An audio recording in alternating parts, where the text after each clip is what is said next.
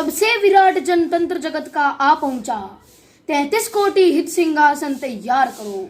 अभिषेक आज राजा का नहीं प्रजा का है, सिंहासन खाली करो कि जनता आती है। वे शब्दों के सूरज थे, जब चमकते थे तो पूरी दुनिया की आंखें चौंधिया जाती थी, और जब गरजते थे तो देश के दुश्मन थर्रा जाते थे। वे महानायक कौन थे जिनकी जोशपूर्ण और क्रांतिकारी कविताओं के वजह से पूरी सरकार हिल जाती थी। वे सूरज तो बिहार के थे, लेकिन देखते ही देखते पूरे भारत के आकाश पर छा गए। वे महानायक थे रामधारी सिंह दिनकर। नमस्कार, मेरा नाम गिरजांश कुमावत है। मैं केंद्रीय विद्यालय सियोराज बांद्रा सिंदरी की कक्षा 8वीं का छात्र हूँ। आज मैं हिंदी पखवाड़ा के अंतर्गत आयोजित साहित्यकार की जीवनी प्रतियोगिता में प्रतिभाग करने जा रहा हूँ। मेरे द्वारा चुने गए साहित्यकार हैं रामधारी सिंह दिनकर। रामधारी सिंह दिनकर जी का जन्म 23 सितंबर 1908 में सिमरिया गांव में हुआ। इनके पिता का नाम बाबू रवि सिंह एवं माता का नाम मनरूप देवी था। यह महज 2 वर्ष के ही थे कि इनके पिताजी का देहांत हो गया। इसके बाद इन पर गरीबी और संघर्ष का पहाड़ टूट पड़ा। गुलामी के दौर की दास्तानों ने इनके विचारों की फसल को इतना पौष्टिक बनाया कि आने वाली कई नस्लें अपने मानसिक सेहत को मजबूत करती रहेगी। इनके दोनों भाइयों ने फैसला किया कि वे दोनों नहीं पढ़ेंगे और रामधारी को पढ़ाएंगे, ताकि वे बड़ा होकर पढ़ लिख करके घर की जर्जर अवस्था को सुधारे। इनकी प्राथमिक शिक्षा अपने ही गांव समरिया में हुई। इसके बाद की आगे की शिक्षा गांधी जी के असहयोग आंदोलन से प्रभावित होकर खुली नेशनल स्कूल यानी राष्ट्रीय स्कूल में पूरी हुई।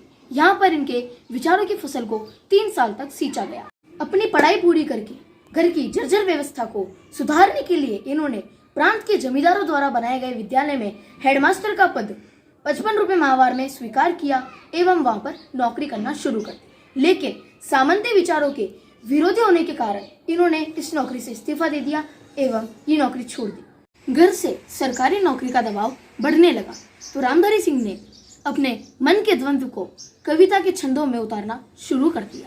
1934 में उन्होंने बिहार सरकार के सब रजिस्ट्रार पद को स्वीकार किया, जिसमें उनका तबादला युद्ध प्रचार विभाग में कर दिया गया। उन्होंने अपने पिता के नाम रवि से प्रभावित होकर अपने नाम के आगे दिनकर जोड़ लिया और वे कहलाए रामधारी सिंह दिनकर।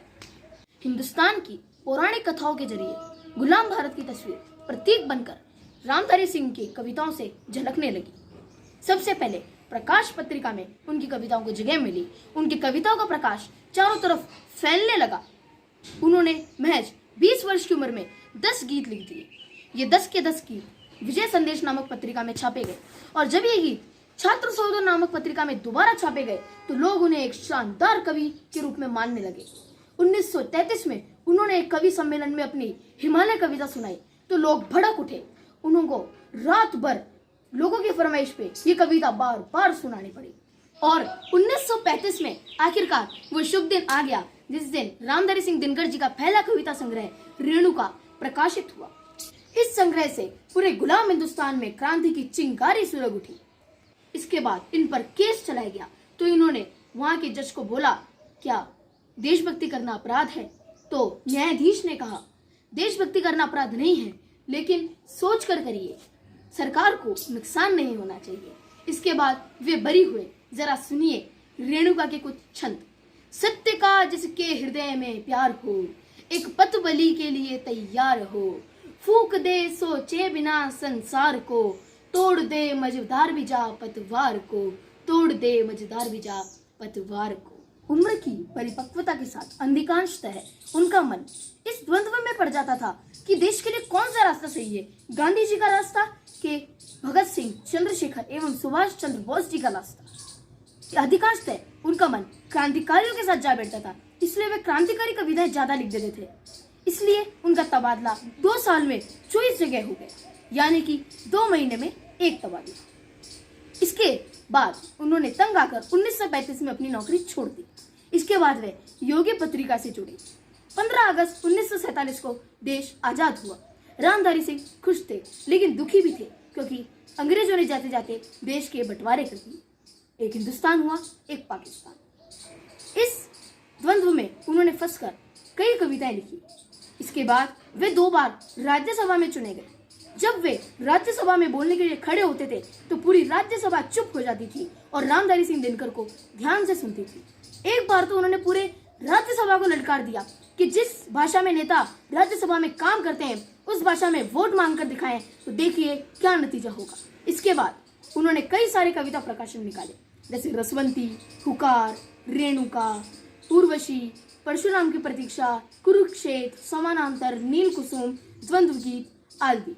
उनको कई सारे पुरस्कार मिले, जैसे पद्म भूषण, साहित्य अकेडमी अवार्ड एवं ज्ञानपीठ पुरस्कार। और आखिरकार 24 अप्रैल 1974 को हमने इस महान सूरज को खो दिया, लेकिन ये सूरज हमेशा भारत के आसमान में जगमगाता रहेगा, चमकता रहेगा। और जब भी हम इनका नाम याद करेंगे तो गुलामी के उस दौर में चले जाएंगे जब हम भारी भीड़ों में झगड़ रहे थे, और हमें याद आएगा कि इनकी कविताओं से पूरे देश के दुश्मन थर्रा जाते थे।